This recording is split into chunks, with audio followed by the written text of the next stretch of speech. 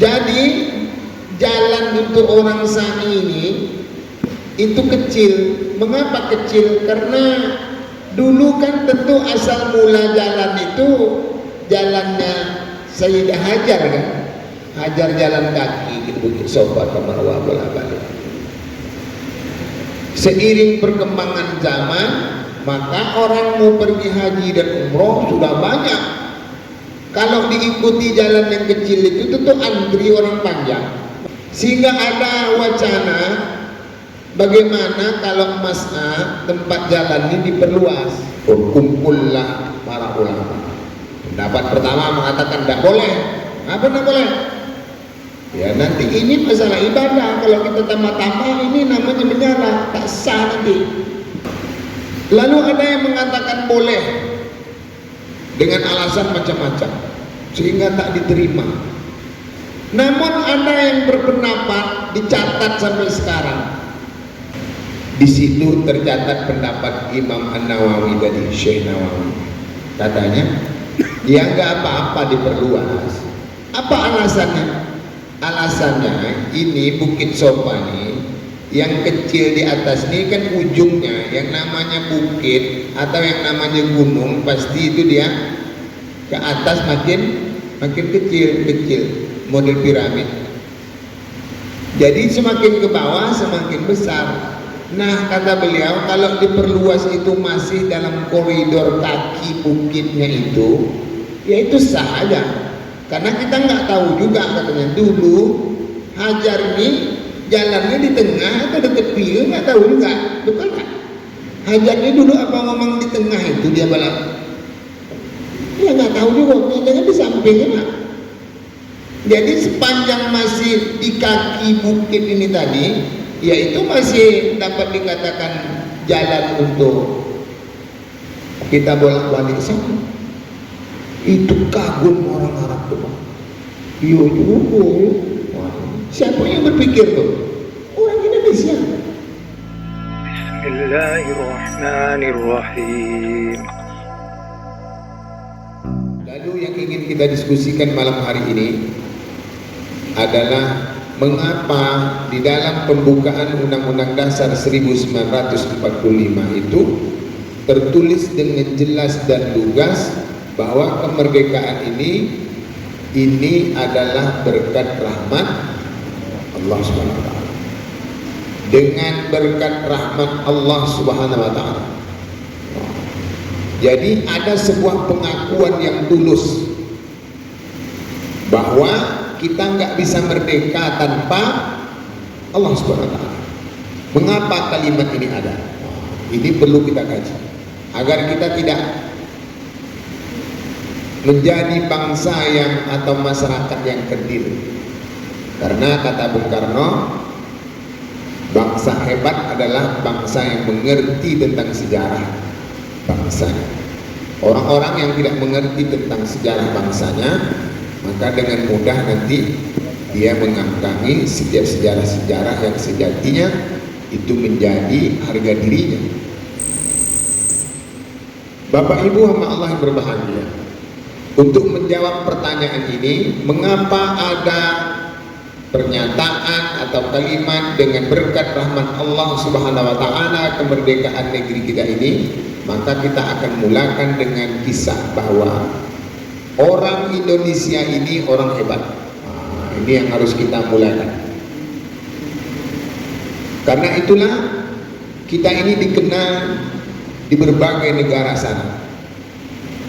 Untuk itu pula saya secara pribadi sebenarnya kurang setuju kalau ada kawan-kawan yang suka melawak, bergurau. Biasanya kan kita sering mendengar cerita, bertemulah 3 warga negara. Pertama ada orang Amerika, orang Jepang, orang Indonesia. Lalu ujung-ujungnya yang bunga nanti siapa? Orang Indonesia. Atau hari ini kita bola-bola, ketawa-ketawa. Kita mentertawakan diri kita sendiri. Wah, ini sejatinya walaupun bentuknya bergurau, sebenarnya itu melecehkan diri kita sendiri. Ini kurang tepat, kurang bijak. Kenapa? Karena negara kita ini memiliki warga yang hebat-hebat. Kalaupun ada yang enggak hebat, ya mungkin kita. ya kan? Kita inilah yang nggak hebat, sisanya orang hebat. Nah, gitu jadinya. Kita katakan kalau yang nggak hebat itu kita. Jadi kan kita nggak mau dikatakan nggak hebat, karena itu nggak boleh ngatain yang lain nggak hebat. Di mana letak kita katakan bangsa kita ini orang hebat? Sederhana saja. Ibu bapak kalau pergi haji atau umroh ke Arab, maka orang Arab itu suka nebak-nebak kita. Katanya nengok wajah kita nih, Indonesia, kan gitu kan? Indonesia, ya kata-kata Indonesia bagus, pandai pula juga baca Indonesia. Nah, Indonesia bagus, ya kan? Terus kadang kita pengen praktek bahasa Arab dengan orang Arab langsung, ya kan? Kita cobalah kemampuan bahasa kita nih, ingin ngomong dengan orang Arab. Saya kita ada orang jualan begini, tanya, "Kam rial?" Wah, betul gitu nak. Berapa rial kok? Lagi di tiba baca. Kata ini, enggak lo dijawabnya pakai bahasa Arab. 5 rial. Gitu loh gitu. 5 rial. Ya kan? Jangan tawar-tawar, haram. Gitu gitu. Ya kan? Dengan semampunya. Mengapa mereka itu kok bangga berbahasa Indonesia? Dan dia suka. Kalau orang lain enggak gitu kan? Kalau ada orang Rusia, enggak gitu-gitu. Orang gitu aja gitu. Bahkan tulisan untuk menunjuk arah dan tempat di situ ada 3. Pertama bahasa Arab, yang kedua bahasa Inggris, yang ketiga bahasa Indonesia. Mengapa pula dipilihnya bahasa Indonesia? Bapak-bapak terpikir dah tuh, kok ada pula bahasa Indonesia di sini? Hebat awak ya kan? Mengapa kita ini begitu terkesan hebat di Arab itu? Nah, ini ingin kita ceritakan bahwa kita ini orang hebat. Siapa orang hebat yang membuat orang-orang Arab itu kagum sampai hari ini dengan kita? Banyak. Di antaranya ada Syekh An-Nawawi Al-Bantani. Imam Nawawi orang Banten, Al-Bantani, atau dibaca juga Al-Bantani karena memang tidak ada huruf E dalam bahasa Arab. Al-Bantani orang Banten. Jadi orang Arab itu kagum ke orang Indonesia. Siapa di antara orang yang ia kagumi? Ya Syekh Nawawi ini.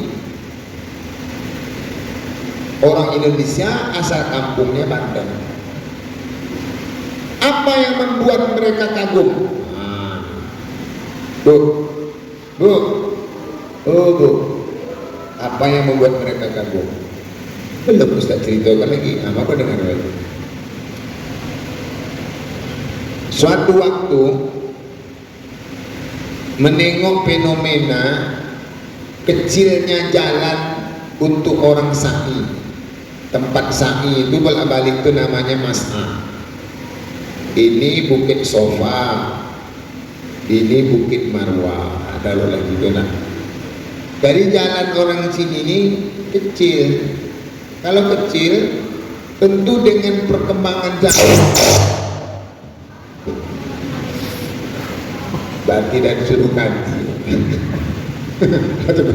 Kata koyo, lu kok yang sakit jantung, mati lah tuh.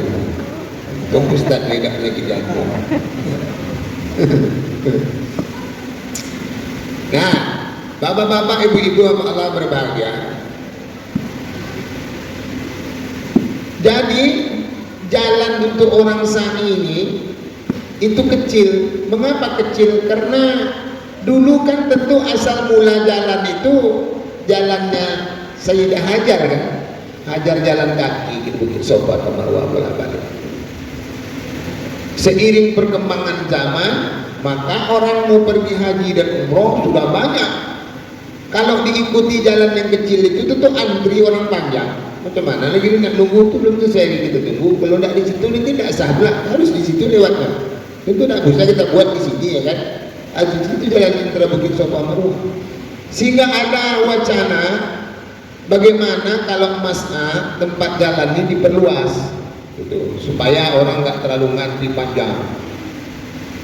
Berkumpullah para ulama, dan berkumpul para ulama untuk mendiskusikan boleh tidak, macam-macam pendapat. Pendapat pertama mengatakan tidak boleh. Apa tidak boleh? Ya nanti ini masalah ibadah, kalau kita tambah-tambah ini namanya menyala, tak sah nanti. Ya kan? Ini alasan yang mengatakan tak boleh, masuk akal juga. Lalu ada yang mengatakan boleh dengan alasan macam-macam sehingga tak diterima. Namun ada yang berpendapat, dicatat sampai sekarang di kitab-kitab terbitan, kalau kitanya ini terbitan Kementerian Agama ya, itu pasti terbitan resmi ya. Di situ tercatat pendapat Imam An-Nawawi dari Syekh Nawawi. Katanya dia nggak apa-apa diperluas. Apa alasannya? Alasannya ini Bukit Sofa ini yang kecil di atas ini kan ujungnya yang namanya bukit atau yang namanya gunung, pasti itu dia ke atas makin kecil model piramid. Jadi semakin ke bawah semakin besar. Nah kata beliau kalau diperluas itu masih dalam koridor kaki bukitnya itu, ya itu sah aja. Karena kita nggak tahu juga, katanya dulu Hajar ini jalannya di tengah atau di tepi, nggak tahu juga, betul nggak? Hajarnya dulu apa memang di tengah itu dia balap? Ya nggak tahu juga, jangan di sampingnya. Jadi sepanjang masih di kaki bukit ini tadi, ya itu masih dapat dikatakan jalan untuk kita bolak-balik sana. Itu kagum orang Arab tuh, Pak. Yo. Siapa yang berpikir tuh?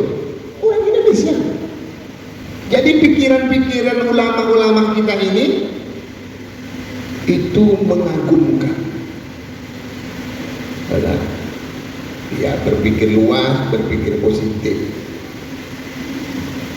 Sehingga beliau ini diberi gelar Sultanul Ulama. Jadi komandan-komandan ulama zaman itu beliau inilah. Orang mana? Orang Indonesia. Makanya kalau ada orang Indonesia di situ, orang itu terheran-heran, orang hebat pun. Padahal apa tidak? Yang hebat tadi siapa? Imam Nawawi.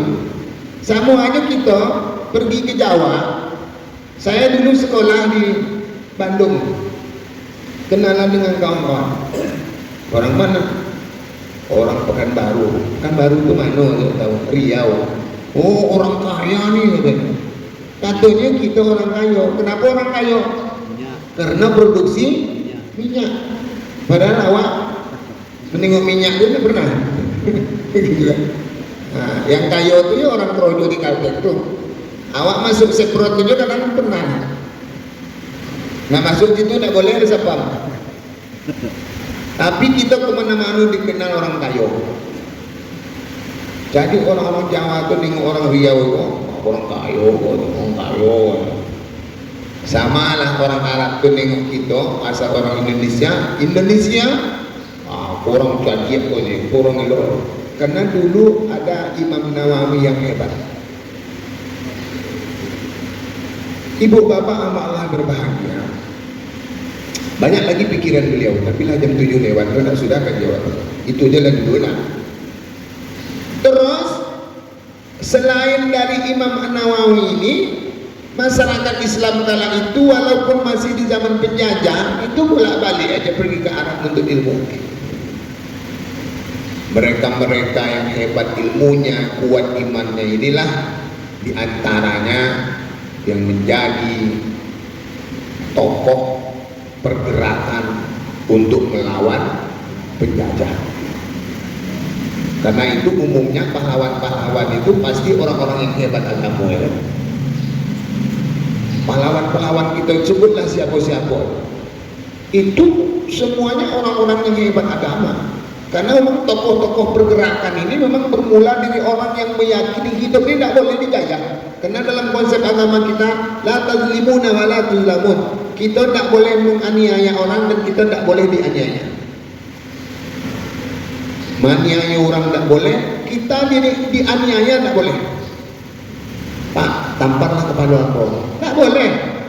Walaupun kita dengan senang hati ditampar tak boleh, menganiaya diri nggak boleh. Sebab itulah konsep riba tak boleh, karena riba itu menganiaya diri kita sendiri.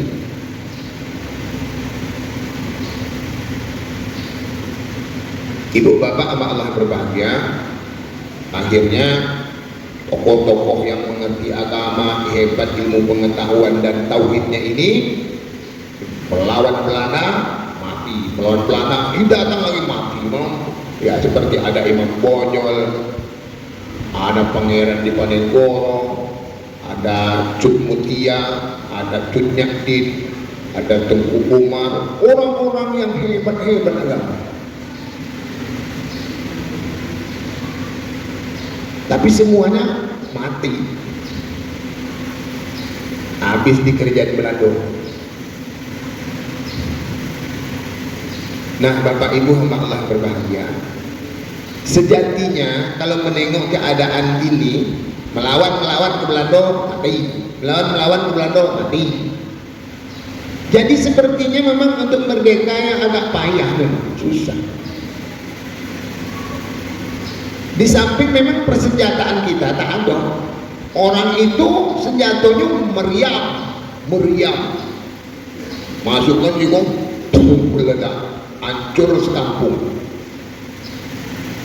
Awak ada juga meriam, tapi meriam belina, nggak bisa meledakkan, ada Pak. Nah bapak-bapak, orang tuh punya senapan, barik yang panjang pendek. Awak punya apa? Golok, parang, keris, pisau, pedang, lembing. Lah ada semua ini lagi. Ambil bambu, diruncing jadi bambu. Jadi bambu runcing itu sebenarnya karena udah keterbatasan. Parang nggak ada orang. Bambu aja jadi. Gitu benar ya. Saking terbatasnya. Nah, itu tuh Pak. Nah, Bapak Ibu hamba Allah yang berbahagia, begini cara melawan mereka yang nggak bisa menang lah. Ya, Bapak Ibu hamba Allah berbahagia, dengan proses waktu terus perlawanan, mulai ada persatuan dan segala macam, tapi tetap kita dari segi persenjataan dan segala macam tetap kalah. Bahkan Soekarno sendiri ditangkap. Enak. Kan dia begitu kan, ditangkap lagi. Tokoh-tokoh perjuangan yang sudah modern ditangkap, nggak bisa karena kita lemah.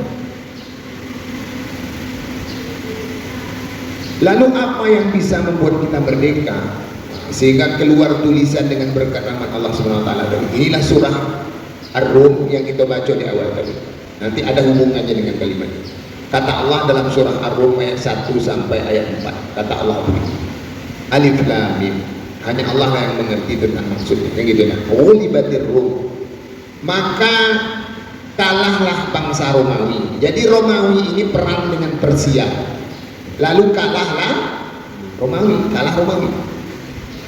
Di mana mereka perang? Fi adnal ardh, di bumi terdekat. Nah ini maknanya. Di mana itu? Di laut mati. Maka ibu bapak besok kumpul duit, jalan-jalan pergi ke laut mati. Nah, jangan ke Sumbar juga lagi ke Lubang Gadang Tawi aja pergi jalan-jalan. Awak tingkatkan juga kayak jalan-jalan, gimana? Ya kan? Terus sekali tak boleh, tak bisa kan? Nah, untuk menengok napak tilas sejarah Allah Subhanahu Wa Taala, kan kata Allah, Qul siru fil ardh, katakanlah berjalanlah kalian di muka bumi ini. Fanzuru, kalian tengoklah bagaimana kuasa Allah. Jadi menengok kuasa Allah ini diperintah Allah SWT. Boleh jalan-jalan, kumpul duit kok. Gak bisa setahun 2 tahun, bisa 2 tahun 3 tahun. Gak zaman awak, zaman anak-anak gitu. Terus Bapak Ibu sama Allah berbahagia.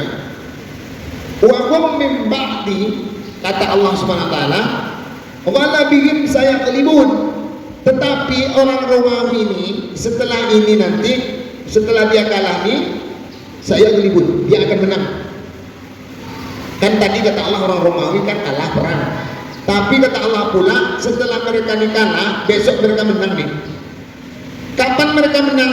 Fi bid'i sinin kata Allah, dalam waktu beberapa tahun ke depan. Kok bisa dia menang? Lillahil amr min qablu wa min ba'd. Ini jawaban Allah. Kok bisa Romawi menang? Menang kalah itu urusan Allah. Lillahil amr. Di tangan dialah segala urusan, baik sebelum dia menang nih atau nanti setelah dia menang. Seluruh urusan ini suku-suku Allah. Allah nak menangkan iko, nak kalahkan iko, nak ibilkan iko, nak matikan iko. Itu bukan karena hebat atau kurang hebat, karena Allah. Allah ingin ngomong itu. Ibu bapak dulu pernah kenal binatang dinosaurus? Pernah nengok bu? Pernah di film kan? Badannya kadang memakan orang. Oh, awok kayu segadang masagi. Oh, runtuh. Lai ada yang gini lai? Nggak ada, musnah. Nyamuk ada nak? Nyamuk ada. Nyamuk pun zaman dinosaurus dulu ada nak? Ada. Berarti Allah sebenarnya mengapa dia punahkan dinosaurus ini? Nyamuk ada. Bisa bertahan hidup atau tidak bukan karena gagah-gagahan. Iko gadang pada gua kue kok. Hidupnya lama. Enggak, dinosaurus habis. Nyamuk tetap ada. Suku-suku Allah. Jadi maksudnya itu bahwa kemenangan dan kekalahan sesuatu, kekal dan tidak kekalnya sesuatu itu menjadi urusan Allah SWT. Lalu kata Allah pula sambungan ayat ini, wa yauma idzi yafrahul mu'minun. Ketika orang Romawi ini nanti menang, maka orang Islam menjadi berbahagia. Apa maksudnya nih? Orang Romawi yang menang awaklah berbahagia.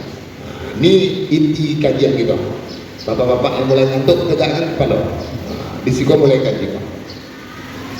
Bapak ibu sama Allah berbahagia. Romawi menang awak bahagia. Apa hubungannya? Tidak ada, ya kan? Rasulnya kan tidak ada. Ada beberapa versi tafsir, tapi kita ceritakan satu aja. Apa maksud Allah Romawi menang orang beriman yang berbahagia? Dalam hidup ini memang begitulah Pak. Jadi dalam hidup ini kadang yang membuat awak hebat itu bukan karena awak hebat, keadaan. Jadi orang yang beriman dari bahagia, keadaan menangnya Romawi sebenarnya tidak ada hubungan dengan dia. Contoh konkretnya gitu. Iko kita nak melakukan pemilihan wali kota. Terpilihlah wali kota fulan. Taruhlah kota fulan. Terpilih wali kota fulan. Tiba-tiba Ibu Pulanah dilantik menjadi kepala dinas. Orang-orang bertanya, kok bisa lah si Anu itu jadi kepala dinas? Hebat banget. Kata orang-orang, lai tahu deh kalian. Apa? Pulanah itu, lakinya itu sekampung dengan wali kota tuh. Jadi lai tak kayak orang tahu. Di situ kan ya. Oh, jadi kepala dinasnya si Pulanah kau tadi, dek hebat inyo atau dek kebetulan sekampung?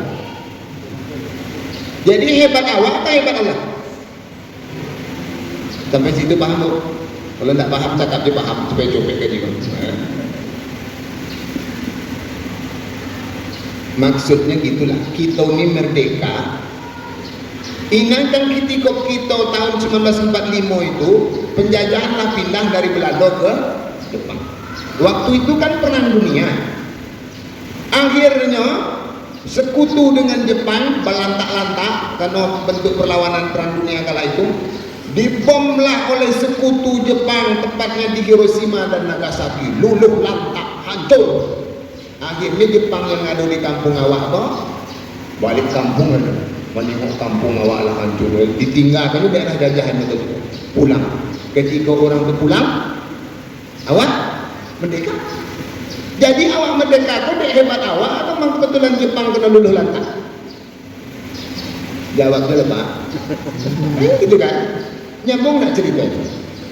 Karena paham tentang hal inilah maka ulama itu berkata dalam pembukaan Undang-Undang Dasar itu, dengan berkat rahmat untunglah orang itu luluh lantak dapat awak merdeka. Kalau bahasa Tegalang, nasib baik. Mana? Nasib baik. Kalau Peramli, nasib pada. Nah itu tuh, yang suka nonton drama itu bahasa. Ya, ya nasib kita bagus. Karena itulah bunyi teks proklamasi itu. Macam mana bunyi teks proklamasi? Dengan ini menyatakan kemerdekaan, hal-hal yang berhubungan dengan kemerdekaan ini dan lain-lain, pakai dan lain-lain Bapak, akan diselenggarakan dalam tempo yang Bapak Ibu ngerti tak bahasa?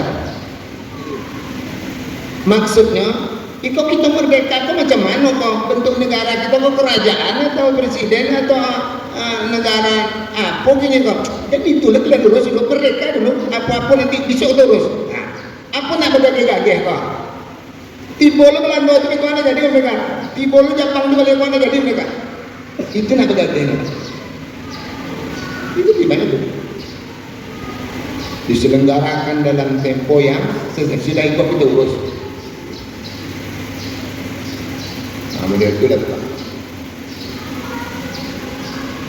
Lalu ulama-ulama yang hebat-hebat tadi itu paham betul, kita ini merdeka bukan hebat Allah, tetapi karena Allah Subhanahu wa Ta'ala yang telah memberikan ruang merdeka Allah. Tentu memang dengan bentuk usaha kita yang tidak terima dijajah.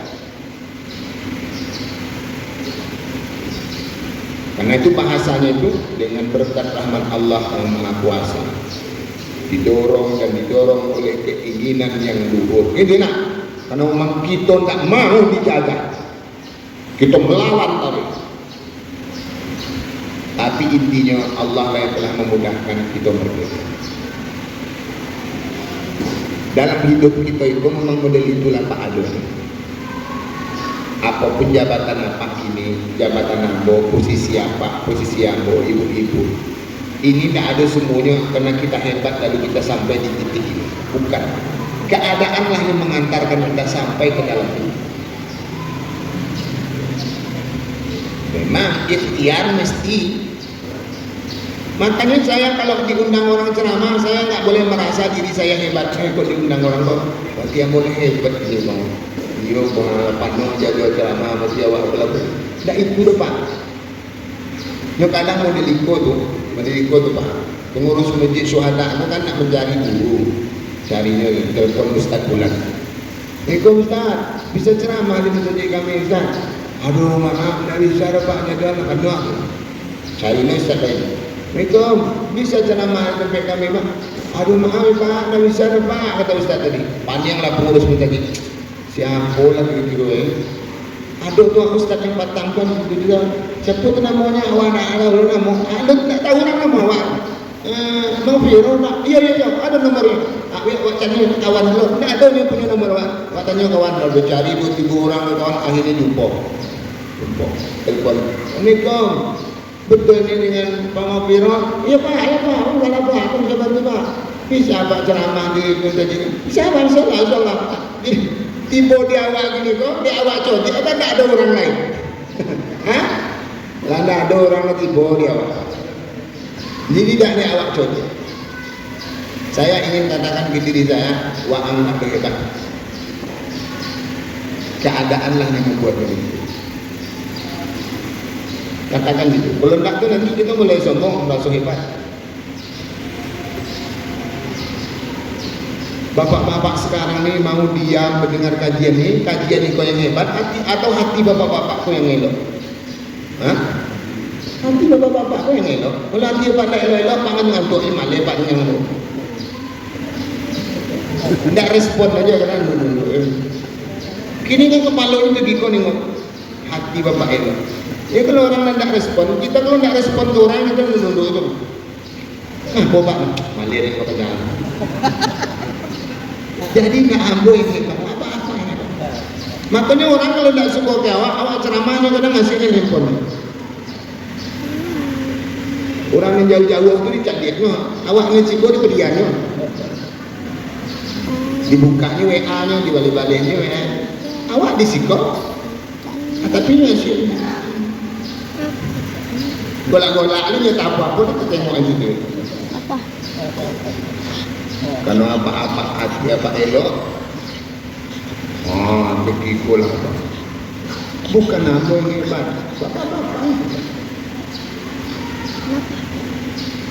Nabi berdakwah ke Taif. Nabi orang elok kan elok? Elok, tapi tidak diterima sama orang Taif. Apa Nabi kau yang tidak elok? Enggak, karena orang Taif itulah yang tidak elok. Jadi bukan saya nih yang hebat, bapak ibu nih yang hebat. Ngantuk-ngantuk kadang tibo aja sih. Makanya mau yang ngantuk kamu hormati. Apa sebenarnya nyola latihannya nak mendana juga. Ini yo ngantuk aja. Kan elok artinya. Ya kan? Nyola begitu sebenarnya nak mendana gaji. Begitu juga jadi. Itu nanti Pak. Ibu bapak sama Allah berbahagia. Perasaan ini harus kita didik ke diri kita. Dan begitulah pendiri negeri ini akan saking waraknya dan hebat imannya, bisa merdeka, tak merasa diri paling hebat, tetapi tetap meyakini Allah pula yang memberi rezeki. Samalah dengan Nabi Sulaiman ketika dia bisa memindahkan singgasana Ratu Balqis dari Yaman ke Palestina, tegaklah singgasana Balqisnya. Falamma ra'ahu mustaqirra, maka ketika singgasana itulah tertagak di muka Nabi Sulaiman, apa kata Nabi Sulaiman?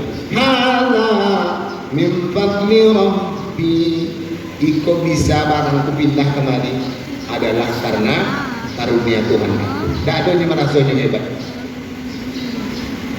Karena itu ibu-ibu yang punya suami penyayang, punya suami pitinya banyak, jangan sombong. Allah yang telah melembutkan sehingga dapatlah suami yang elok hati. Nasib badan dapat suami duit banyak, ganteng pulau, orang dia penyayang. Kok bisa ibu dapat bu? Tak usah ibu ke teori-teori itu lain. Nyok kita kalau mencari laki itu lain-lain tak tahu. Ikut seleksi dulu, ikut stadion itu. Tak gara-gara itu lagi loh. Apa penyebabnya? Ternyata apa kok orangnya kuker. Tahu apa kuker? Kurang pergaulan. Jadinya tak ada kemana-mana. Di situ aja di kampung tu dia pegawai. Tak ada pada sini nampak lain pada ibu. Ibu aja yang nampak. Akhirnya katanya kayak amaknya, awak nak bini lain. Siapa bini yang ada si anu tu inyon lain nampak cari lain tak ada. Akhirnya ibu dinikahin.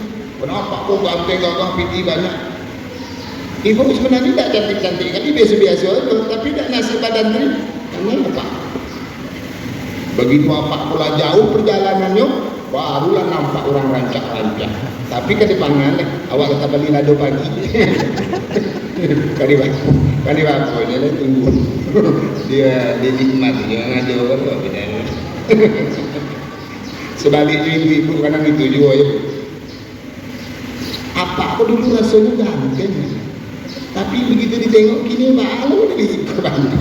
Begitu kita lalu malam sudah lagi konya. Ibu tengok balai kola yang dapat ya Allah. Memang nasib apa tu elok. Tapi ibu yang ngancak anak orang kaya pula. Nasib itu mana lagi nah. Nah bapak ibu sama berbangsa. Inilah maksud dari ayat ini. Allah ingin katakan kita bisa begini, bisa begitu, bukan karena kita hebat. Saya juga punya sebuah cerita. Ini yang sering saya sampaikan kepada adik-adik yang belajar kajian tilawah dengan saya. Tahun kemarin di Jambi MTQ Nasional masuk final lah 3, kan finalisme kan 3 kan? Dari penyisihan masuk final 3. Dari tuan rumah 1, ikut hebat memang. Ini konolah terkenal ini nyokor mano-mano, nyokor hebat memang. Terus yang kedua dari Kepri, yang ketiga pun salah dari Jawa Tengah. Final orang-orang berkata, oh pengamat-pengamat, oh pasti tuan rumah mana. Oh tidak salah namanya Hairun Nisa, apa? Kok ada Nisa? Iko pasti, dia memang hebat, dah terkenal kemana-mana hebat. Pasti je lah ini orang kemana. Tidak ada malah lawan. Pas malam final itu tiba, si Nisa aku membaca salah 3 kali. Akhirnya tidak jadi juara satu. Yang juara satu yang Caprico tadi sebenarnya biasa-biasa aja. Tapi kan tidak ada salah. Ini mana? Pertanyaannya, yang dari Caprico Manang tadi deknya hebat atau gara-gara orang salah? Jadi di mana letak awak harus menyombongkan diri kau? Ketika keadaan hari ini kita dapatkan. Keadaan itu gara-gara itu harus itu. Gara itu lalu itu. Gara-gara Jepang dulu lantak, merdeka awak. Nah karena itulah bapak-bapak, ibu-ibu, kemarin kita menjadi miris dan sedih karena anak-anak dan adik-adik itu paskibraka kok disuruh pula lah membuka jilbabnya untuk paskibraka, tur ribu orang. Jadi dibuka anak. Nah dia betul dia. Alhamdulillah. Ambo nak sompet tengok upacara. Jadi bapak ibu abang bertanya, mengapa ide-ide ini kok keluar? Padahal negeri ini dulu merdeka karena rahmat Allah. Lalu adalah wacana tidak usah pakai jilbab. Kata Tuhan pakai jilbab, pedusi kok. Disuruh ini yang pakai jilbab kok membuka. Anak-anak awak kondeknya bunga, ilmunya dah ada, akidahnya dangkal. Layu lah katanya. Pada wadah itu lah sekali kenapa ada buka sketeknya. Bukan sketek apa pun. Makanya kita perlu memilih pemimpin orang-orang yang memang layak dan bertanggung jawab ke agama. Kalau bapak ibu kita nak memilih wali kota, nak memilih gubernur, pastikan kita memilih itu kira-kira orang yang dipilih itu lainnya kan membolo agama atau akan merong-rong agama. Pilih betul baik-baik. Ibu-ibu jangan gara-garanya nak membelikan gendang rebana, baju seragam, ibu pilih, ya kan? Padahal ini lah jaleh semayang tidak. Oh, ikon tak jaleh. Jangan dipilih. Ini memang tak semayang, tapi orangnya elok. Orang tak semayang itulah tak elok. Jadi itulah ketutupannya memang tak semayang, tapi ini orangnya elok. Mana udah bisa pada itu, ya kan? Ini bapak-bapak, ibu-ibu yang kita niatkanlah bahwa suara kita ini kita niatkan, ya Allah saya titipkan mana suaranya kepada sebulan ini karena saya juga dia mampu menjaga agama engkau.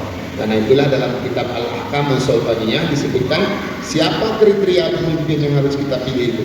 Pertama adalah ri'ayatuddin, orang yang akan bisa menjaga agama.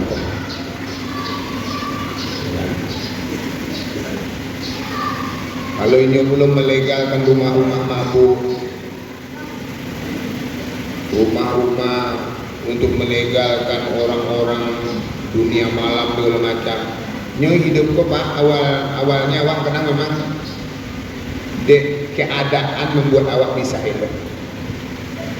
Ambo kalau disebut mungkin orang elok, ya karena keadaan Allah pertemukan dengan orang-orang elok, gitu aja. Sementara orang-orang yang tidak elok itu karena pada Allah kadang bertemu dengan orang-orang yang tidak elok. Sebab itu kita harus mencari pemimpin yang elok agar kita elok. Nah, gitulah gitu.